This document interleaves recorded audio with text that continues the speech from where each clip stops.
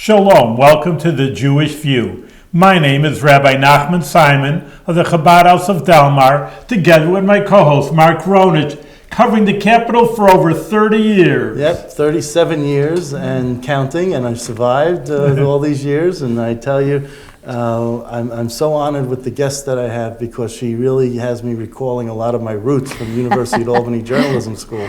Rosemary Armao, welcome to the Jewish View. Thank you so much. I'm delighted to be here. I'm glad to see you're the director of the journalism program at University of Albany. That's correct. You're leaving shortly. I am leaving, yeah. And why is that? I hate starting off the show. Saying goodbye. Hello and goodbye. Yeah. I'm going back in the middle of May to work with an organization called the Organized Crime and Corruption Reporting Project. And I'll start, it's based in Sarajevo, but my first assignment will be in Amman, Jordan. And we work with young journalists, investigative reporters, in a place where there's no tradition, no laws, no help. That sounds on the contrary. I mean, I give you kudos for doing that, but I'd be a little... I'm not afraid. I mean, Amman has not had as much terrorism as we've had in New York. But even just like some in open society, you're trying to open it up, and these dictators don't appreciate these kinds of They don't, and if I'm taking a small risk in that way, then I'm happy to do it because I think it's really important. And I am pushed by what's happened in our country. Why? What do you mean by that? I don't like the direction the country is going under this recent election. I think the press has been terribly under attack. People tend not to trust us, and so the administration that's in now is pushing that to say I'm an enemy of the people. Here I am. But I've always had this expression, being in broadcasting, that if it's not said on tape, it wasn't said. Because I don't trust journalists. And I've covered the same news conference as my print counterparts. And I look at the story and I say, were they at the same thing I was at? I said, how could this be? They'll cover a governor's news conference and they'll let their personal values get in the way. Well, it's we say as journalists that you have to go tell the truth, and the truth differs in the eyes of different people. Sure. So to me, it seems that instead of trying the artificial idea that I'm going to keep my opinions completely out, I'm going to pretend I don't have an opinion, better would be to say, here are my biases, here are my prejudices. And then when I say something, you can take it with a grain of salt, or you can choose to believe it, and you can listen to other points of view. See, when I write, I went to the University of Albany journalism program. It was only a minor at the time. They didn't have it as a major. Correct. And Bill Rowley was the chairman of the department. Yes. And, I would always write the story with just one sentence and then a soundbite and then another sentence and then a soundbite from an opposing point of view. And I would just introduce the soundbite. And I felt that was a way of keeping my opinions out of it, and the fact that I would have two sound bites of maybe 10, 15 seconds of an explanation from two opposing points of view in the same story, that I felt that was balanced and kept my own views out of it. Here are the problems with that. Too many issues today have more than one side or two sides. I'll bring up abortion. That's certainly controversial. You can be against it or you can be for it, pro-choice, pro-life. But that's not really true. You can be, for example, I think it's probably murder, and I would not want my child to do it, and yet I recognize that other people think differently, and so therefore the government should be out of it. Tim Kaine's point of view, for example, was that it's bad, and I don't do it. I personally think it's a sin, but I don't feel like I have the right to impose my views on others. Mario Cuomo said the same thing. Exactly. So there's a range of views. If you just put one side or the other, you simplify to the point of having issues that make no sense. The other thing is that it gives equal weight when you do that. And we found that in this election. You would say, here's what Donald Trump says, here's what Hillary Clinton says, you decide. But the truth was, Trump is charismatic. He's fascinating. People want to listen to him. Hillary's kind of boring. Was that fair to her? And some issues just don't have two sides. The issue we always use is actually from the Holocaust. Is there another side to the Holocaust? It was bad and it happened. It's the other side, well, there are some good reasons for it. The Nazi point of view, do we put that on? We see it with climate denial now. Is climate change, are there really two sides to climate change? Yeah. No, there's really not. The science is pretty definite. It's happening. You can debate about what to do about it. Change. What's going to change? Climate is always going to change. That's not what climate change is. Moved away from global warming. Only because it was an inaccurate description, but climate change is the same as global warming. But if you look at, if you look at the climate changing, and you look at the way we're breaking records now that held for so many, 100 years or more, then you say, it's the coldest or the warmest. I mean, you just don't have the proof that this is because of our carbon, use of carbon-based, fuels or whatever. It's a debate. Yeah, we'll have to come back to this. That is a debate. So you can have, the environmental planning lobby, and you can have, auto manufacturers, whatever. See, I think that's in unfair. a news story. I think that when you present it like there's two sides, you downplay the side that 95% of scientists say all the evidence shows climate changing, and if we don't act, the whole planet is in trouble. But in the story, you put 95% of scientists say this is the view, and then here's another point of view, a minority point of view. And would you do that with evolution too, where it's the same thing? That many scientists believe evolution is real, and then you say, but there are people who believe in creationism. That's not good journalism. Well, there was a coverage. 3-day debate at the state capitol in the 1900s about this, because they were carving the animals of evolution on the staircase, and they didn't know how to end it. They didn't know what the last panel would be. Would it be man? Would it be ape? Would it be, what would it be? Chimpanzee or something. So they came That's up with a camel. Aha. That's the last panel, was the camel. That's how they decided it. So I'm telling you. That's pretty interesting. I did not know that. I wanted to ask get back to journalism. These are all interesting issues. We can, worth a whole show to debate them. But, you're the journalism. This is fun. Journalism means, a lot of people are into blogging now.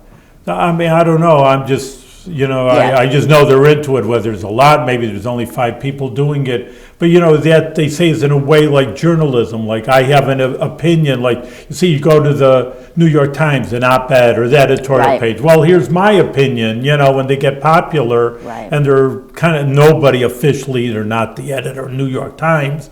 And people are, a lot of people are reading them. Yeah, so is that part of journalism, or it's an offshoot or something? It's a raging debate, Rabbi, on who is a journalist anymore, because anybody can do a blog, so is everyone a journalist? And then there's a debate about citizen journalists and the professionals. And I believe there's room for all of them. Mm-hmm. The scary thing is blogging is going out of date. My students, college-age students, they don't blog. They write them, but they don't read them. And in fact, Google did some sort of study that showed all these people are writing blogs. We like to express ourselves, but they all have like maybe 5 or 10 readers. You might as well just talk to your group of friends. But I noticed that you have a blog spot. I've stopped it. Yeah, I haven't done it. You haven't updated since 2012. No, I stopped it then because the Times Union used to have an opening in the community, and they. You checked me out. I know, it's kind of spooky. He's a good reporter. He is a good reporter. I stopped it because the Times Union used to have it. It was much more open. Now they've cut back, and they've gone to, unfortunately, a corporate model. It's Hearst, and so I would post something and then try to find it, and I even knew it was there. I wrote it myself and I had trouble finding it. I said, no, I got to let's segue about, you talk about papers, New York Times Union, and that's a big, I don't think it's a debate anymore. They're just going downhill. They're losing money, that I know. I'm not an expert, but I just see, and sometimes people even make fun. I bought the paper. It's like 10 pages long. That's worth to buy over here. That's a newspaper, used to be thick, and, so newspaper journalism, I don't know, the journalism. But I heard on the radio also the Capitol, which of course Mark is part of the press corps, but they said, I forgot the numbers again, I'm not an expert in this, but I just heard New York Times had 3, 5, whatever the numbers now, there's 1, and there are very few journalists compared to 20, 30, 40 years ago. There's been a huge loss.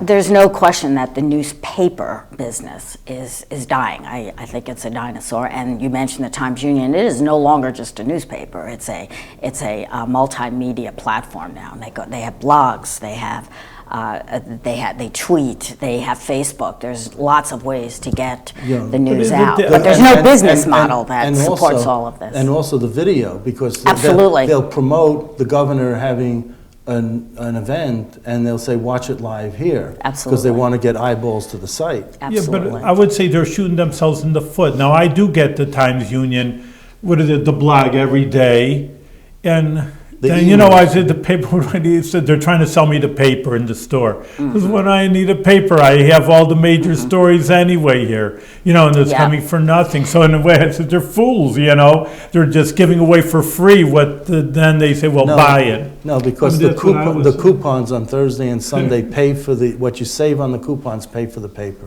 Here's the Easily. real problem is that while readers have made the switch and they're not looking at paper as paper, Right. Advertisers have not made that switch. There is no business model that supports the kind of multimedia platform they need to be to keep readers. They still would make more money, most papers do, on their print advertising than they do online. Right. So I don't know the answer to that. Newspapers everywhere are struggling, and the result has been loss of reporters. Right. And that's ironic because Google and Apple, the Right. places we now go to for information, they're copying from the newspapers. So if the newspapers are declining and covering less, what will they eventually react to and copy? And you don't see those platforms such as Apple and Google hiring journalists You know, yet. I'll go back to Bill Rowley again, but he would always say, I don't know what these high schools are graduating. People can't write. They can't write their way out of a paper bag. They can't, you know, I just don't understand why they don't learn grammar, proper grammar or sentence structure in the high school. What are they graduating them and sending them to me for when this isn't what I'm here to do. So, and Bill Rainbolt also, where I took him for English 306. See, I even He's a remember very that. good friend. I love him. And Yeah. I just wanted to, ask you, how are the students now? Do they know how to write? Do they know I would sentence love to structure? report that, everything is completely different now, but I cannot. I am shocked by some of the real mechanical. I'm not talking about, loveliness of expression or great thought in a piece. I understand that has to develop, but I'm talking about simple knowing what a sentence and a paragraph is, knowing what a homonym is, knowing the difference between there, and there, the three different, no, it's not there. The students who do the best in that kind of basic English are foreign students who have studied the grammar and the basics of English.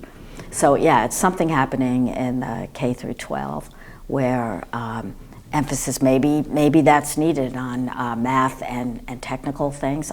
I don't have an answer. I know that I keep a log of some of the most bizarre mistakes because they surprise me. So you're going. Okay. So you're about to go off to Jordan. Right, Amman, Jordan. Jordan. But what's this Balkan insight that you burn school?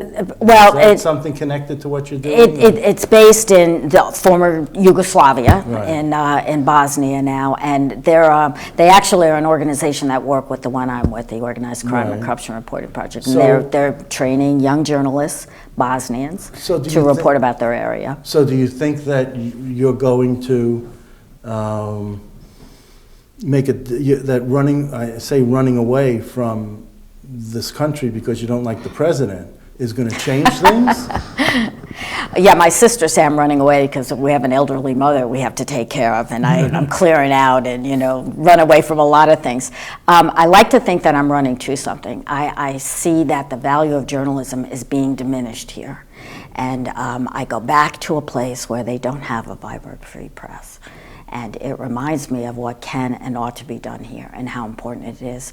And I love being part of the first transfer of knowledge, a generational transfer of knowledge from the West into places that were behind the Iron Curtain during that time, and places that never had a First Amendment, and showing them what you can do with journalism. Even as flawed as it is, and we've been talking about a lot of the flaws here, it raises issues, Right. it brings awareness, it brings resistance or support of the philosophies that you like. I have become such an advocate of journalism as I get stronger and stronger as I see public trust in the institution erode. So, and I hope I'm running to something. Okay, and let's hope so, because I've heard a lot of people in October say, "Boy, if Trump wins, I'm moving to Canada," or if Trump wins, I'm going to Israel, or and I haven't seen everyone flocking to other countries. But it's no easy thing to pull up stakes. No, it's not. I retired from a job at the university. I'm leaving my family. I'm leaving very close friends. It is not an easy thing to do. So it's easy to say it, especially when you think he isn't going to win, as most people did not in October. I think I might have said it, I don't know how serious I was, but it became clear to me afterwards that I don't want to just sit around and talk about these issues. Yeah. I don't want to teach students, many of whom are not interested in politics or about civics. They're much more interested in writing about sports or music or entertainment, and that's fine. I certainly don't put that down. I just don't want to be involved with it, and I really don't want to teach public relations people how to get around the press. I don't want to be part of that anymore. Right. I think it's too important. Do you encourage people to go into broadcasting and to participate at WCDB, the campus radio station? I maybe do news at the station? I do, yeah. I think anything that gets you involved in, all those things, learning about issues, getting people to talk to, as you're doing now, this is a really important service you're doing. You don't have to agree, but you're politely and respectfully asking why I think the way I do. How important is that in a democracy? Wow. So I love that students do that. And we're brought up to be polite. You all have the same things you've heard from your parents. No, you can't ask that question. Be seen, not heard. And journalism in many ways is the opposite. It's no wonder that we're thought of as rude. How much do you make? Did you beat your wife? These are questions, right? They're none of our business. How much he's asking all our politicians how much you make, and I'm sitting there. Why are you asking that's so rude. You're not supposed to ask that. See, I found out that you started off in 2008 earning $64,000 and you're earning $98,000 in 2013. Good reporter. That's only the stuff you can find out about. That's right. Well, I could go on seethroughny.net. But you'll only find out what I make through the university. You don't know what I make on consulting. That's right. Private. WAMC, if I make money there, you don't know that. I don't, but at least I know you have a posting picture 6 figures. I mean, talk about money then. But you're giving up. Journalism has been really, really good to me. It's not just the money. I never took a job just for the money, but I've traveled all over. That's what I always wanted to do as a kid. I've traveled all over. I've met amazing people. I mean, amazing people all over the world through journalism. And I want fellow Americans to know that, especially now when they're afraid of immigrants, they're afraid of Muslims, they're afraid of anybody who's different than them. No, it's amazing. Get to know them. I worked in Algeria at a time when they were shooting at Westerners. They don't like women, they don't like Americans, they certainly don't like people like us, like me, coming over there and walking in their newsrooms. And yet when I left, I have lifelong friends from there. That's wonderful, because I see that you were in Rwanda, Uganda, the rainforest, Kenya, Kampala, Masai Mara. Oh, wow, I miss all that. You had pictures of lions and tigers and bears, and camels even. And camels and giraffes. And, Yep. I just saw what you had seen. Thank you for sharing. It's an amazing world out there, and Americans are in a position because we have time and money and great privilege. And for us to be becoming more and more closed in and isolationist, I can't tell you how sad that makes me. Really? Yeah. See, I'm a buy American guy. Buying American is fine. Buy local too. Right. Yeah. Those two things are not.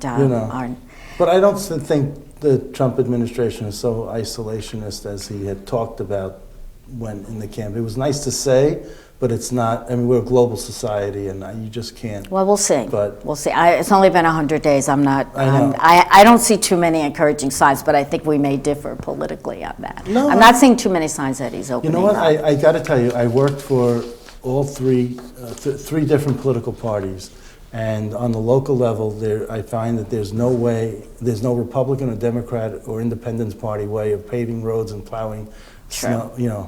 It's really in the national schism that you really get this. Right.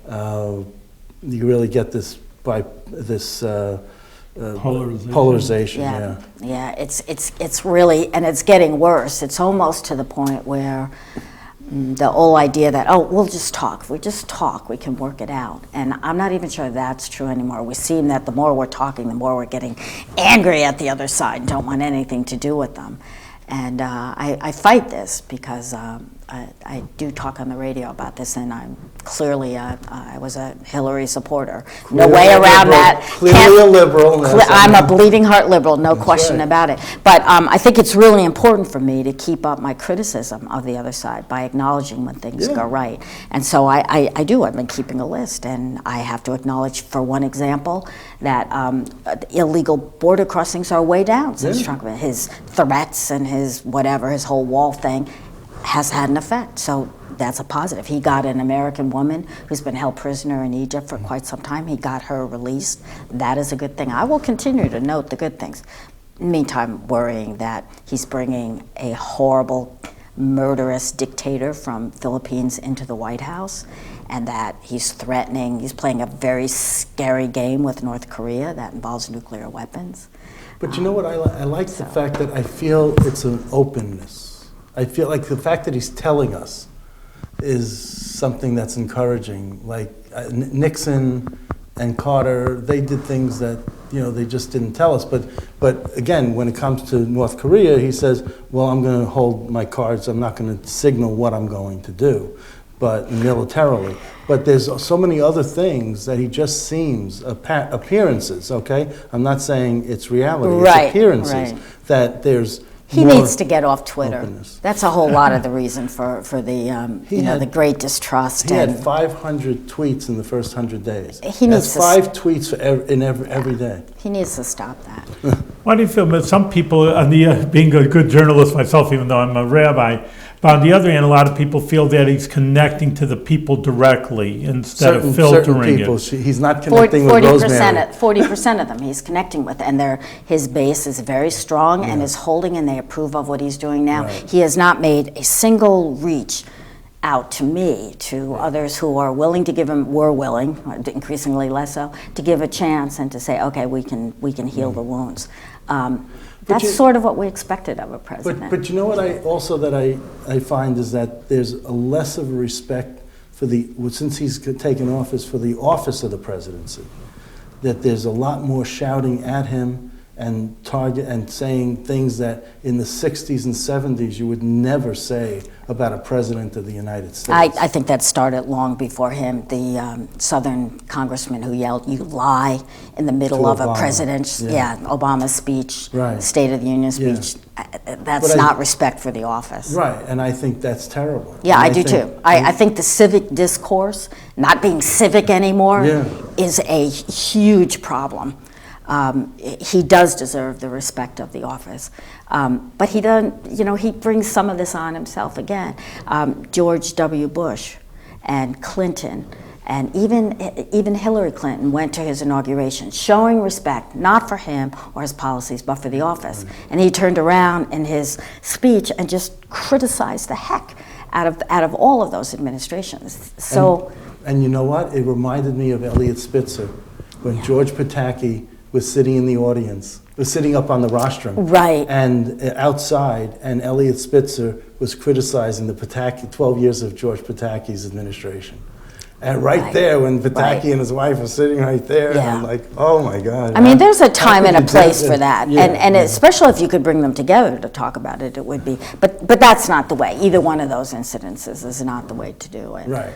And if the politicians are like that, I mean, think of us, the citizenry. We talk to each other like that now on social media, the way the both sides. People are braver. Horrible. People are a lot braver on internet and whether it's Twitter when you're not sitting email, here face to face, right? And that's more expressive. And I think that I'm much braver in written word than. Yeah, I am too. So yeah, this is much better. Do it face to face. So we can be civil. So I'm the yes, we can. You're right in between us. That's good. That's safe. you know, you talk about you're a big member. Are you a member of the Women's Press Club or? No, No, but you're I not. certainly Okay. know of them, Support and it. I've Oh, okay. spoken there, spoken at an event for them. Because I was just very surprised that, you know, they, again, wouldn't it be surprising if we had a men's press club? And here's a women's press club. You don't need a men's press club. You got everything. We'll give you our exclusive clubs. You give us the pay advantage you have over us. Okay. Good point. Mm-hmm. You know, I don't doubt that. You know, but the other, Society of Professional Journalists. Yeah. That you're a member of. I'm a member of that, yes, Right. and investigative reporters and editors too. I'm always a joiner. I like to be in clubs ever since I was in high school. I think the importance of those organizations is it keeps you honest.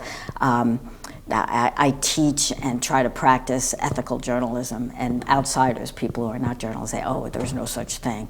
There really is. And those of us who care about the profession work really hard. We may not do things always the way you like, but we can explain to you why we did it, which is the essence of ethical decision making. Well, you know the definition of ethics, or being ethical, is when you do the right thing when no one is looking. That's right.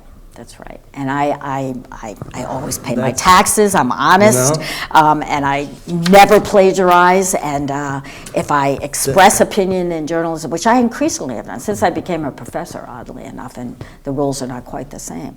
At least I'm transparent and open about it. So I demand that of other journalists that I read too.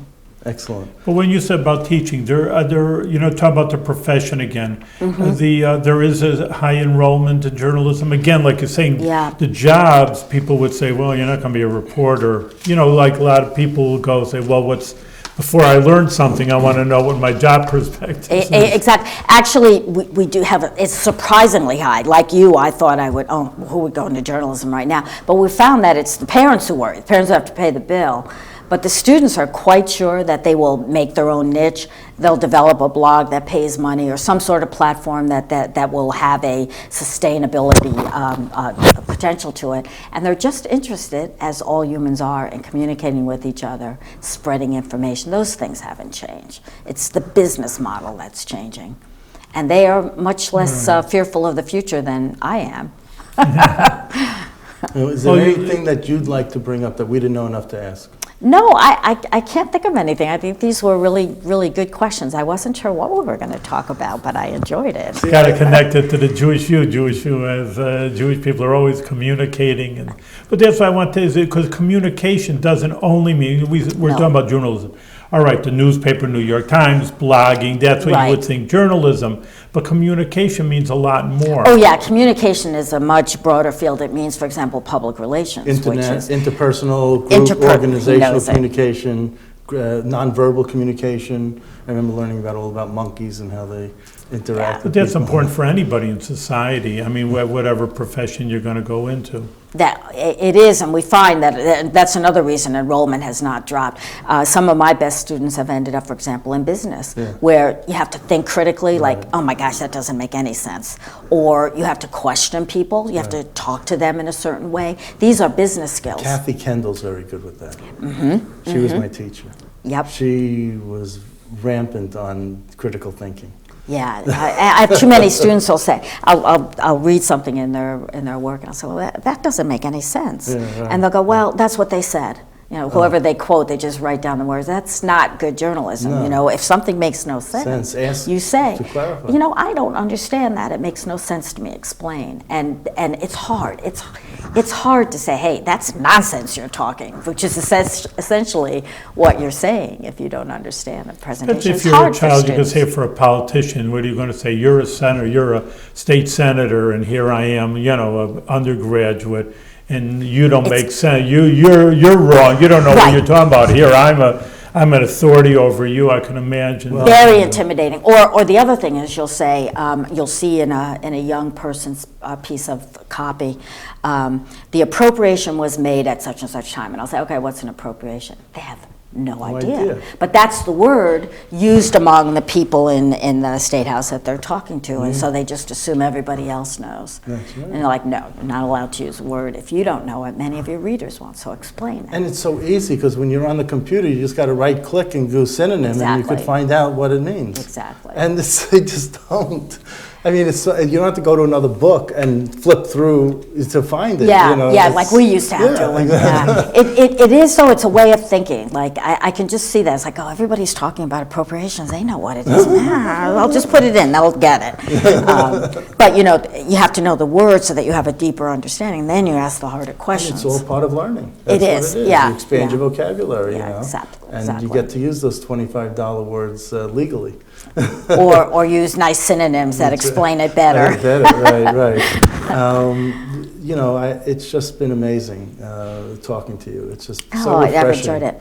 It's so refreshing, and I wish you all the safety, best, Yeah, safety, I'm best gonna of be- health. Thank and you. Really, Yeah, Professor, it was really rewarding talking to you, and I give you such kudos. Usually people have these state jobs. I'm in my job. I'm doing it for 30 years. They give Easy me a to pension. coast. And here it's like you're an amazing person. And again, like Mark says, go to Jordan, but be safe. That's the main thing. And we'll hear from you when you come back. You'll have to invite me back when We I'm certainly when I'm done will. with this, and we'll do a debriefing. Then you can say, how stupid was it that you went? All right. thank you. Thank you Continued very much. Thank you. success.